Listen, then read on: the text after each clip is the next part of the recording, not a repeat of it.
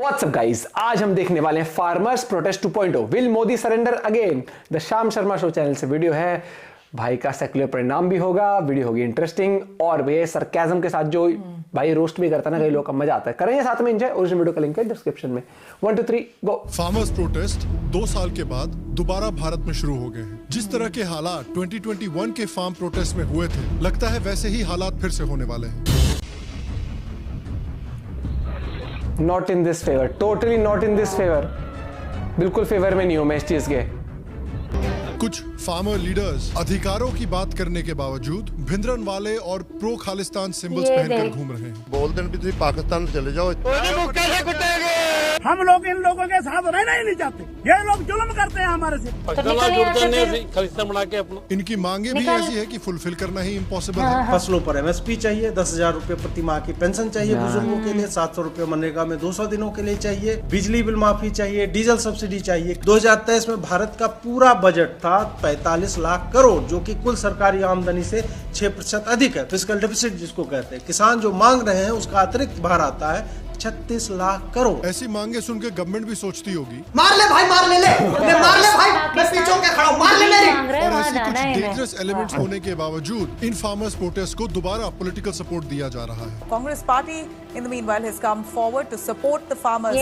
किसान दिल्ली की ओर चले जा रहे हैं, पैदल जा रहे हैं, उनको रोका जा रहा है, उन पे टीयर गैस चलाई जा रही है, उनको जेल में भरा जा रहा है। तो हम MSP की गारंटी हिंदुस्तान के किसानों को देंगे। तो एक नेचुरल सवाल उठता है कि जिस तरह 2021 के फार्म प्रोटेस्ट को एक टूल किट से सपोर्ट किया गया था, क्या 2024 इलेक्शंस के पहले एक नई टूल किट लॉन्च की गई है? और क्या जिस तरह पिछली बार मोदी गवर्नमेंट ने प्रोटेस्टर्स के सामने घुटने टेक दिए थे, क्या वो दोबारा इन फार्मर्स से हार मानेंगे? आइए पता करते हैं।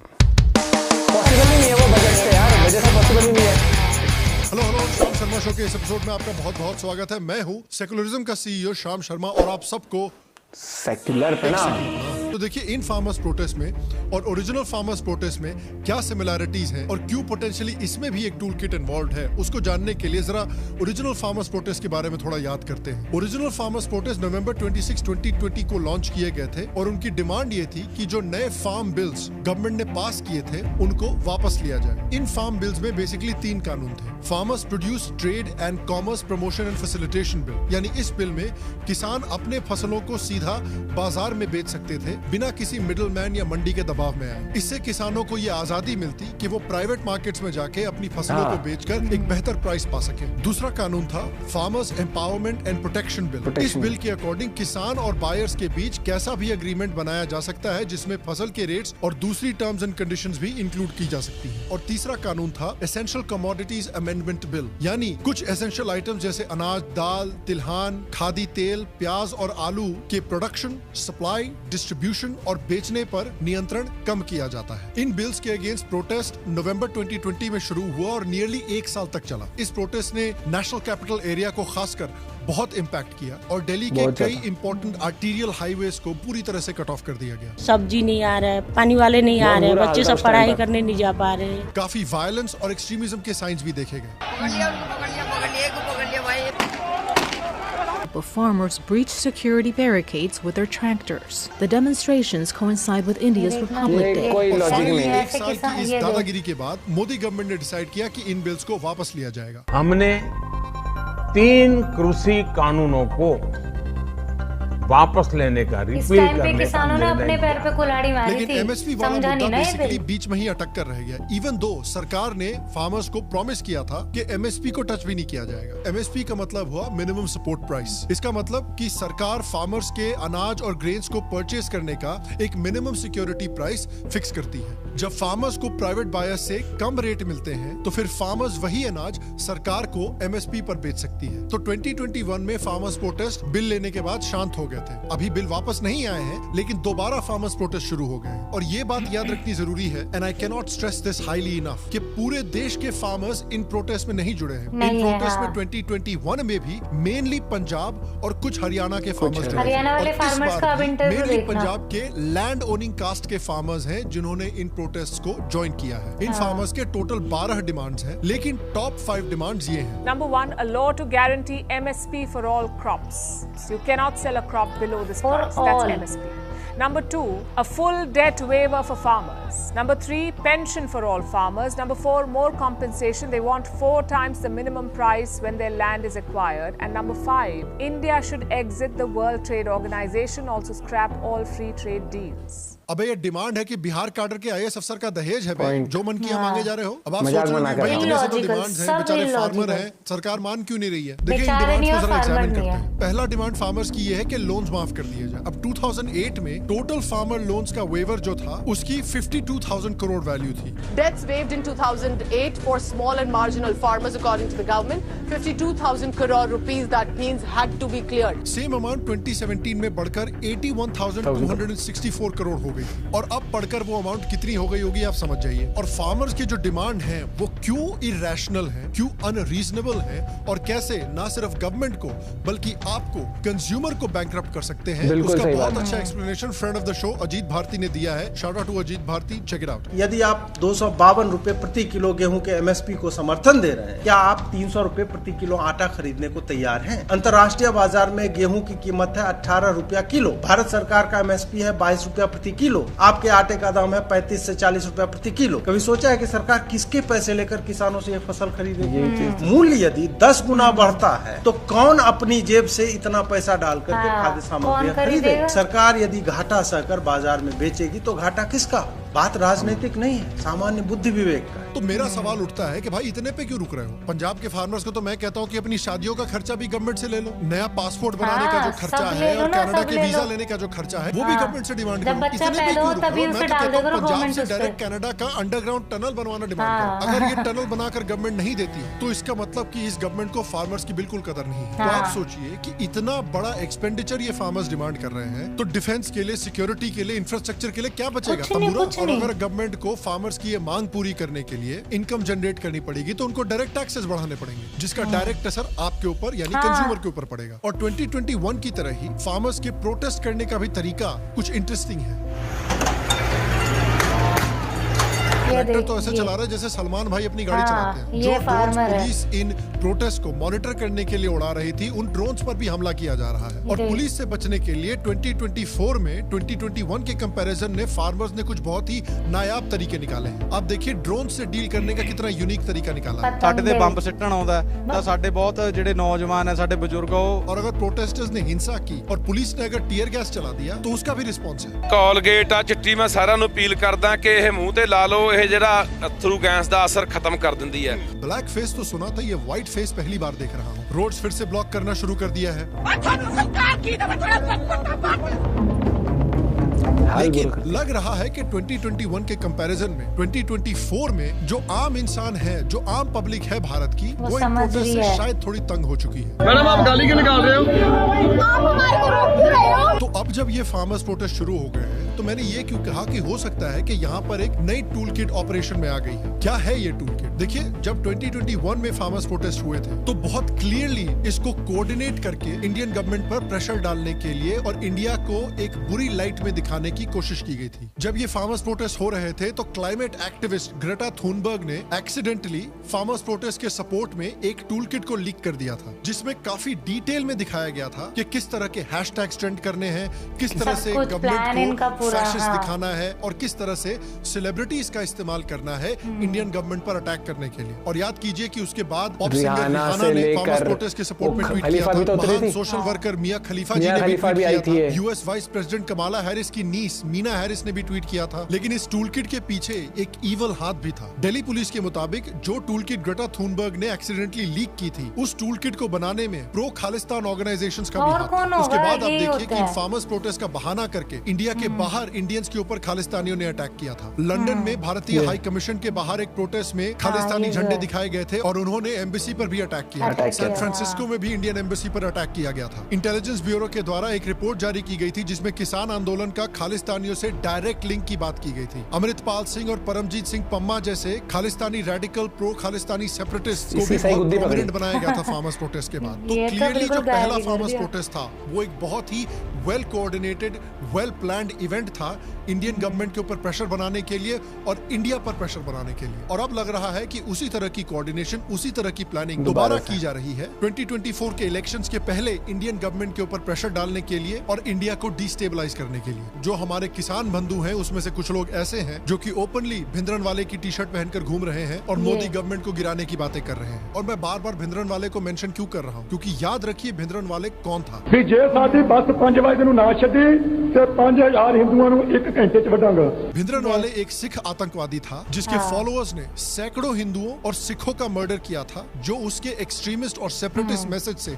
अग्री नहीं करता था। उसके फॉलोअर्स ने सिर्फ हिंदुओं को ही नहीं मारा था बल्कि बहुत रिस्पेक्टेड और सिख फिगर्स को भी अटैक किया था। ज्ञानी प्रताप सिंह जो 80 साल के एक बड़े प्रसिद्ध सिख स्पिरिचुअल लीडर थे, जो अकाल तख्त के जत्थेदार भी रह चुके थे। ज्ञानी प्रताप सिंह ने भिंद्रनवाले को अटैक किया था कि वो अकाल तख्त जैसे पावन एरिया में बंदूक और बारूद इकट्ठा कर रहा है। इतनी सी बात पे ज्ञानी प्रताप सिंह का खून कर दिया गया था। भिंद्रनवाले नामधारी सिख जैसे दूसरे सिख सेक्ट्स को काफिर की तरह मानता था, बिल्कुल उस तरह जिस तरह मुस्लिम हिंदूज को काफिर मानते हैं। भैया सिखिज्म जैसे धार्मिक रिलीजन में काफिर वाला कॉन्सेप्ट कहां से आ गया यार? इस तरह की बकचोदी को देखकर तो साउथ दिल्ली की लावण्या की याद आती है, जो कि जब अमेरिका में इलेक्शन हुए थे 2016 में, तो वो दिल्ली में डोनाल्ड ट्रंप के खिलाफ परेड निकाल रही थी कि #not my president। अरे मैडम, सबको पता है कि he is not your president. आप ग्रेटर कैलाश में रहती हैं, इतना क्यों उछल रही हैं? इस तरह के एंटी सिख और एंटी हिंदू आतंकवादी को सपोर्ट किया जा रहा है। उसके ऊपर से याद रखिए, मैंने कहा था कि इन फार्मर्स प्रोटेस्ट को मेनली पंजाब के लैंड ओनिंग कास्ट के फार्मर्स सपोर्ट कर रहे हैं। और उनके बारे में एक चीज इग्नोर की जा रही है मेन स्ट्रीम में, जिसके बारे में मैं आपको बताना चाहता हूँ। पंजाब में मेनली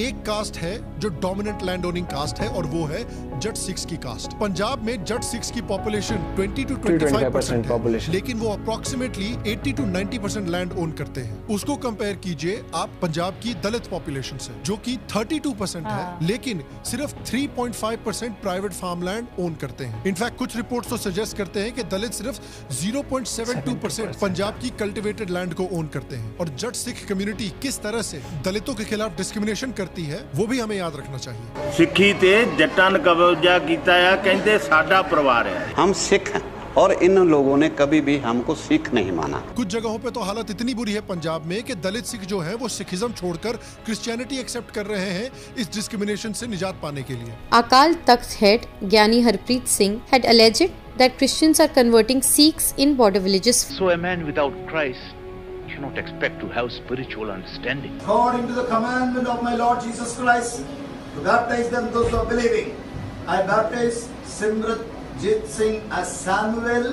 और आरएसएस जैसी हिंदुत्व ऑर्गेनाइजेशंस हैं जो इन सिखों को क्रिश्चियनिटी से वापस सिखिज्म में कन्वर्ट कर रही है। लेकिन हमारे देश में भीम आर्मी है और एंटी कास्ट क्रूसेडर्स हैं जो इस जट सिखों की फार्मर्स प्रोटेस्ट को सपोर्ट कर रहे हैं। इनकी जो पंजाब में रैम्पेंट कास्ट डिस्क्रिमिनेशन है, उसको वैसे ही इग्नोर किया जा रहा है जैसे इंडियन शादी के बफे में सैलड को इग्नोर किया जाता है। सैलड भी सोचता होगा शायद हमारी तपस्या में ही कोई कमी रही होगी। अब आप सोचिए कि जिस तरह का डिस्क्रिमिनेशन पंजाब के जट सिख दलितों के साथ वहाँ करते हैं, वैसा कोई हिंदू ब्राह्मण कास्ट कर रहा होता तो वही भीम आर्मी वाले और वही एंटी कास्ट क्रूसेडर्स जो इनको इस समय सपोर्ट कर रहे हैं, वो कहते हैं कि भाई इस ब्राह्मण कास्ट को इंटरनेशनल वॉर ट्रिब्यूनल में ले जाना चाहिए और नाज़ी से भी बुरी सजा सुनानी चाहिए। लेकिन भाई माइनॉरिटी कम्युनिटी है तो कुछ मत बोलो, सेक्युलर प्रणाम। और इसी किसान मूवमेंट में ऐसे लोग हैं जो कहते हैं कि भाई हमें भारत के साथ नहीं रहना, हम लोग इन लोगों के साथ रहना ही नहीं चाहते। जो कहते हैं कि हम पाकिस्तान में मिल जाएंगे और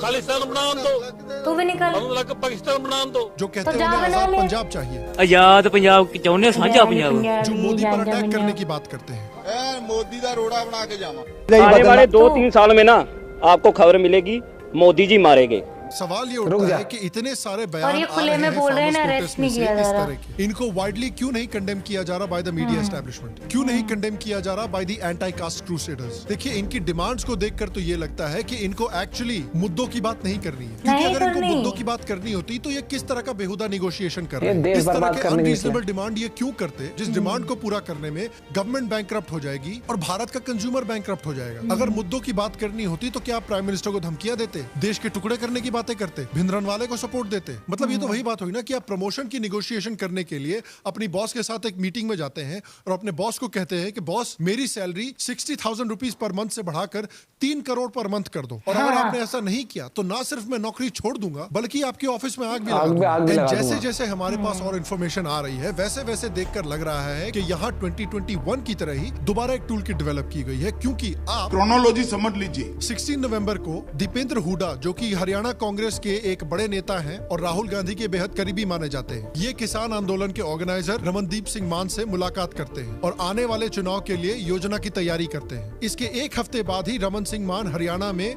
किसान आंदोलन की घोषणा करते हैं। इसके कुछ दिनों के बाद दीपेंद्र हुडा हरियाणा में भी किसान आंदोलन का हिस्सा बनते हैं और डिस्कशन करते हैं कि कैसे आने वाले किसान आंदोलन के लिए लोगों को संगठित किया जाए। दीपेंद्र हुडा के साथ मीटिंग के बाद 11 दिसंबर को रमनदीप सिंह मान दूसरे सो कॉल्ड फार्मर लीडर से मिलते हैं। इसी तारीख को शाम में इनकी एक मीटिंग होती है जिसमें ये लोग दिल्ली चलो आंदोलन की नींव रखते हैं। इस मीटिंग में गुरमीत मंगत भी शामिल होते हैं, जो खुद एक समय पर कांग्रेस के पुराने सदस्य रह चुके हैं और अब ये फुल टाइम अन्नदाता बन चुके हैं। इसके 2 हफ्ते के बाद रमनदीप मान की मुलाकात दिग्विजय सिंह और पवन खेरा जैसे प्रोमिनेंट कांग्रेस लीडर से होती है और 4 दिन के बाद यानी 30 दिसंबर को रमनदीप सिंह फेसबुक पर ऑफिशियली दिल्ली कूच की अनाउंसमेंट करते हैं। 8 जनवरी को रमनदीप सिंह की मुलाकात हरियाणा के ex chief minister Bhupendra Hooda से होती है। भूपेंद्र हुडा जो कि दीपेंद्र हुडा के पिताजी हैं, और इसके जल्द बाद ही ये आंदोलन पंजाब में काफी तेजी से फैलने लगता है और इस आंदोलन को फैलाने में खुद आम आदमी पार्टी की पंजाब सरकार सपोर्ट करती है। पाकिस्तान दे नाल कर लेंदे अपनी संधि। पंजाब सरकार सपोर्ट कर रही है,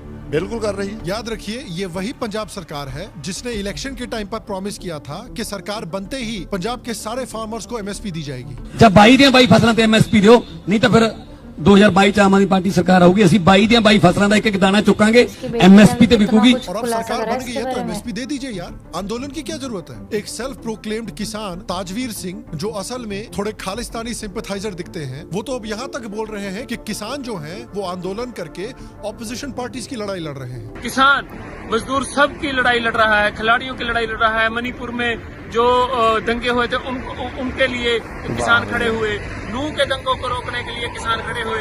अब मजदूरों के लिए पूरे विपक्ष की लड़ाई किसान लड़ रहे हैं, जिसकी आज आगाज हो चुका है। मुझे तो लगा कि ये किसानों की लड़ाई है। चलिए अच्छा है, राहुल गांधी को इतनी तो समझ आ गई है कि उनसे इलेक्शन जीतना हो नहीं पाएगा, तो उन्होंने इलेक्शन का काम जो है वो किसानों को आउटसोर्स कर दिया है। उसके बाद राहुल गांधी ट्वीट करते हैं कि वो अपनी भारत न्याय यात्रा को बीच में ही छोड़कर किसान आंदोलन में शामिल होंगे। आप समझ जाइए कि भारत न्याय यात्रा जो है वो भारत जोड़ो यात्रा की तरह ही कितनी सक्सेसफुल चल रही होगी कि बीच यात्रा को छोड़ के ये दूसरे इवेंट में शामिल हो रहे हैं। और राहुल गांधी जी इतने प्रो फार्मर हैं, इतने फार्म इश्यूज के बारे में वो पैशनेट हैं कि उनको लाइव स्टेज पे एमएसपी क्या है और किसानों के मुद्दे क्या हैं उस पे ट्यूशन दी जा रही है।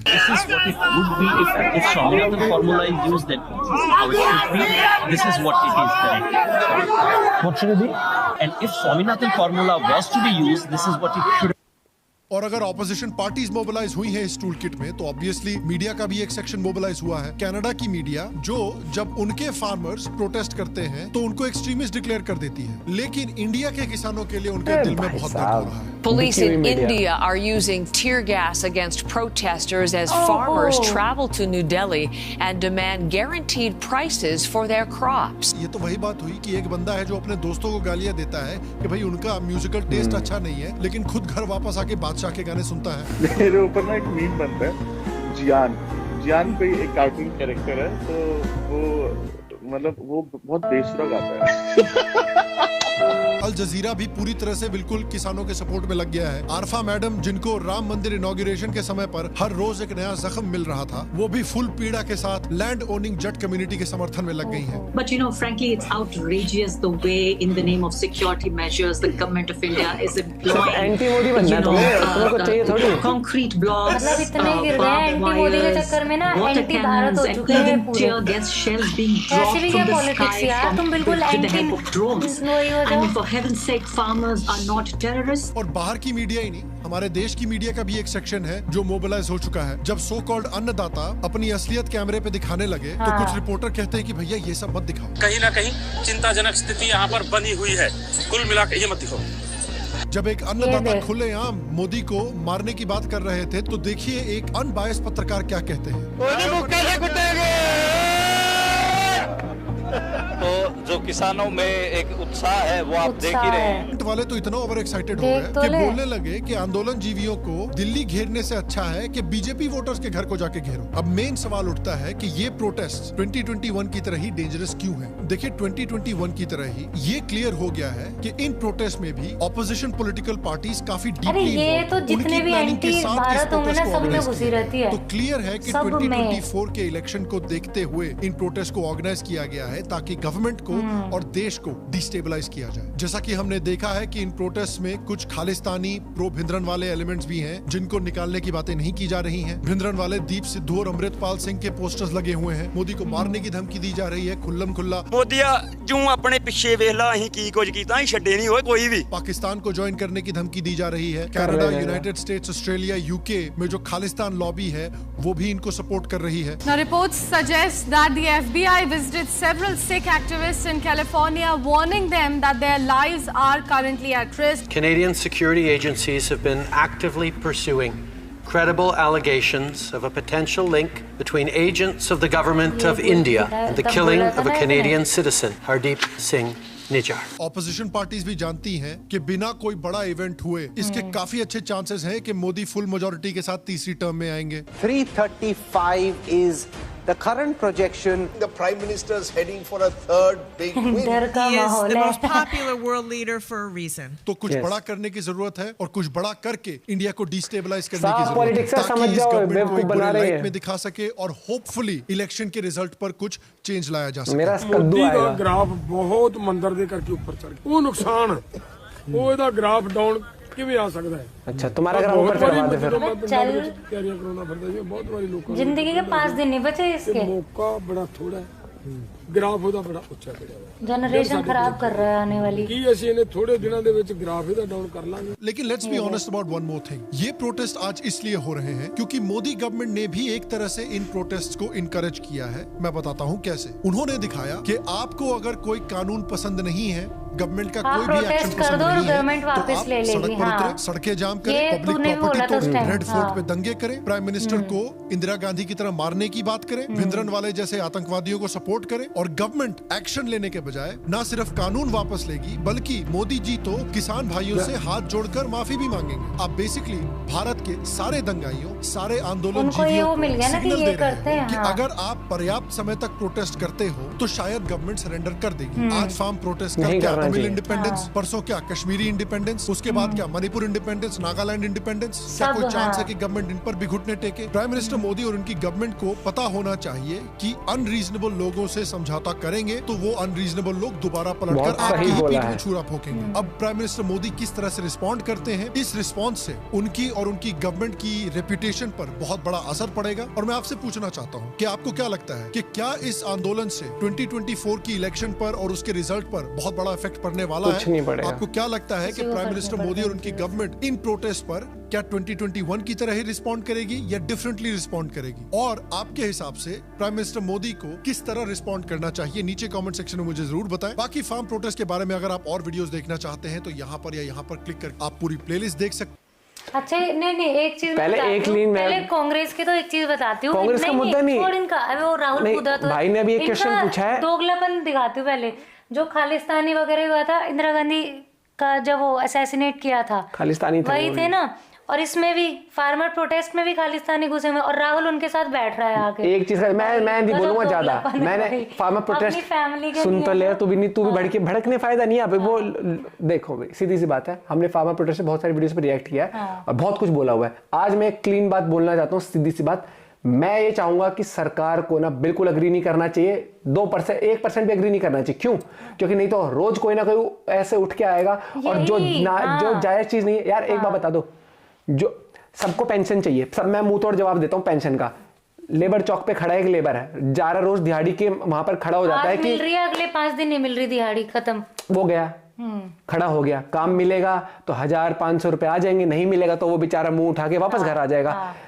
कल को वो भी ग्रुप बना के सब लोग पहुंच जाएंगे, मजदूरी मिले ना मिले दिन की महीने की पेंशन जरूर चाहिए कि भैया ये करके दो या इतना तो हमें रोज का चाहिए। ठीक है, जो कैब ड्राइवर है भाई साहब, मान लो उसको नहीं मिल रही कैब की सर्विस, या वो गाड़ी उसने ली थी, गाड़ी ऐसी हालत होगी भैया गाड़ी नहीं ले पा रहा वो, नहीं उसको भी पेंशन दे दो। सरकार तो यहाँ पर टीचर्स की पेंशन मना कर दी है, बहुत सारी सरकारी जॉब्स की पेंशन खत्म कर दी है। भाई आत्मनिर्भर बनो, सेविंग्स पे भी ध्यान दो, सेविंग करोगे तभी कुछ कर पाओगे जिंदगी में। मेरे को याद है तनख्वाह क्या होती है भाई, मैं 15,000, मैं आज से 7 या 8 साल पहले 12,000 की नौकरी करता था। मैं उस 12,000 में से भी ना जैसे तैसे कर के 5-6 हज़ार बचा लेता था, और वो तब से मेरी सोच है कि आपको सेविंग करनी पड़ेगी। लेकिन लोगों की क्या नियत है, जो आ रहा है करनी पड़ेगी।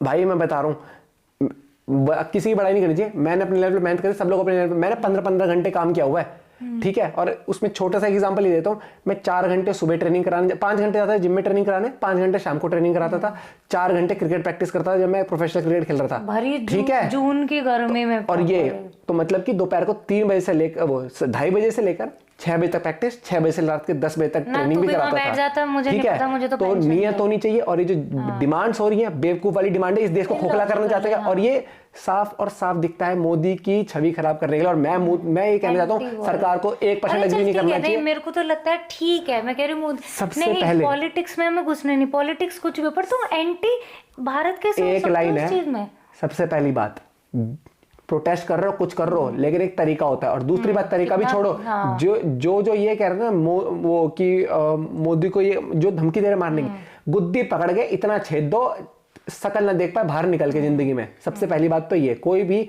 अपने किसी को जान से मारने की धमकी आप दे नहीं सकते किसी को भी। मुझे सरकारी कानून नहीं किया, अभी तक एक्शन लिया क्यों नहीं इन चीजों वो पे? छोड़ हवाबाजी में क्या भाई, आदो को तो ये भी नहीं पता मुद्दा क्या है, वहां पर भीड़ में घुसे हुए हैं। ऑन कैमरा तो दिख ही गया, वैसे भी तो यूपी में इतने उठाते हैं ऑन कैमरा, कुछ गलत बोल दे। उस पिछले प्रोटेस्ट के बाद ना, अब की बार जो लोग हैं वो समझदार हो चुके हैं, प्रॉपर्टीज दिख रही है, कांग्रेस जा रही है वहां पर, ये जा रहे हैं वहां पर। हरियाणा के सारे किसान नहीं है इस चीज में। कल ही हमने वो वीडियो, उन्होंने कितना बढ़िया जवाब दिया। उन्होंने बोला पिछली बार हम गए थे, हमें बहकाया गया था, हम बहक गए थे, और उन्होंने बोला था कि हमारे बच्चों को नशे की लत लगा दी इन्होंने प्रोटेस्ट में बैठा बैठा के पिछले साल। मैं बस इतना कहना चाहता हूँ, सरकार को नहीं एग्री करना चाहिए बिल्कुल भी, ठीक है। मेहनत सिर्फ किसान नहीं करते, आज मुंह पे कहता हूँ, मेहनत हर एक इंसान करता है, मजदूर से लेकर रिक्शा चलाने वाला भी। चल किसान तो मेहनत कर रहा है, जो बॉर्डर पे जिसे ये नहीं पता, सियाचिन में जो हमारे फौजी बैठे हैं वहां पर, जिसे यही नहीं पता कि जब एक बात जिंदगी क्या होती है, जिसे पता ही नहीं कि मैं सिख हूँ, मुस्लिम हूँ, हिंदू, ईसाई, कुछ नहीं, कि मैं रक्षा करके देश के लिए गोली खाने के लिए वहां बैठा है वो। उनके लिए होना चाहिए, मतलब मुझे और ये मुझे तो भाई साहब, ये जो लीडर जो पॉलिटिक्स के नाम पर जो इतनी गंदी राजनीति पर उतर आ चुके हैं ना, आज का युवा और आज का देश जानता है भैया, पढ़े लिखे लोग तो खासकर जानते हैं, ठीक है। और कितनी कोशिश कर रहे हैं खोखले करने की, ये देश वो है कि अब ना मुंह तोड़ जवाब देना आ गया। और लोग ना, मैं इंटरव्यू देखता हूँ, मुंह पे बकते हैं सीधा कि भैया इनकी वजह से कुछ भी कर लो, ये आंदोलन अब कितना भी कर लो, मेरे हिसाब से तो भैया फ्लॉप होएगा, ठीक है, बाकी देखी जाएगी। और अगर गवर्नमेंट झुकती है तो मैं उसके बिल्कुल फेवर में नहीं हूँ, मैं बिल्कुल एग्री नहीं करूंगा। मैं होता कौन हूँ उस तरीके से, मैं पॉइंट ये है कि मैं बिल्कुल खुश नहीं होऊंगा। मेरी नजरों में कहीं ना कहीं बहुत। एक चीज बता, अभी कल को मेरठ से उठ के आ जाए हमारा ये करो, हम तो मतलब उस पे उतर जाएंगे। कल को दिल्ली वाले आ जाए कि हमारा तो ये करो, हम तो सड़कों पे उतर जाएंगे। परसों हम रिएक्शन वाले उतर आएंगे कि भैया हमारे लॉकडाउन के टाइम अच्छे व्यूज आते थे, अब ना आ रहे, अब हमारी पेंशन बांध दो, काम तो हम कर ही रहे हैं, वीडियोस तो हम बना ही रहे हैं। मिलते हैं आपसे वीडियो के साथ, बाय बाय, टेक केयर।